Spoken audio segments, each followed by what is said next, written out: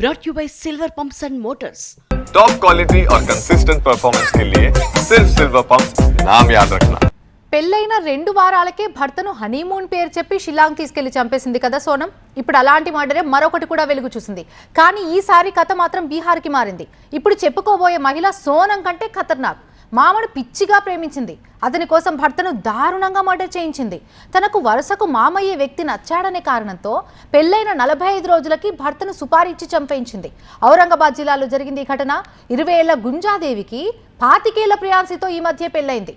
అయితే పెళ్లికి ముందే గుంజాదేవి ఆమె మామ జీవన్ సింగ్తో ప్రేమలో ఉంది. అతని వయసు 55 ఏళ్లు. ఈ వయసు తేడా కారణంగా పెద్దలు పెళ్లికి ఒప్పుకోకపోవడంతో చివరికి జీవన్ అయితే పెళ్లి చేసుకుంది.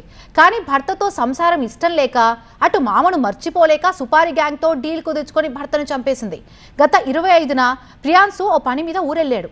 అయితే నవీనగర్ రైల్వే స్టేషన్లో దిగి ఇంటికి వెళ్తుండగా 2 వ్యక్తులు అతనిపై కాల్పులు జరిపారు. స్పాట్లోనే జీవన్ ప్రాణాలు కోల్పోయాడు. విచారణలో ముందుగా ఎవరిపైనా అనుమానం లేదు. దోపిడి దొంగల పన అనే కోణంలో కూడా విచారణ చేపట్టారు. అయితే మధ్యలో ఎందుకో పోలీసులకు దేవిపై కూడా అనుమానం వచ్చింది. ఆ యాంగిల్లో కూడా దర్యాప్తు చేస్తే మామ జీవన్తో గుంజాదేవి ఎప్పటికప్పుడు టచ్లో ఉన్నట్టుగా కాల్ రికార్డింగ్స్ అన్నీ బయటపడ్డాయి. ఆధారాలను కూడా పోలీసుల దగ్గర ఉన్నాయి. ఇంతలో పోలీసులకి తనపై అనుమానం వచ్చిందని భావించిన దేవి ఊళ్ళో నుంచి పారిపోయే ప్రయత్నం చేసింది. ఇక ఆ టైంలో పోలీసులు ఎంటర్ అయి అరెస్ట్ చేశారు.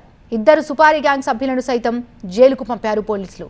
మామ జీవన్ అయితే పరారీలో ఉన్నట్టుగా తెలుస్తోంది.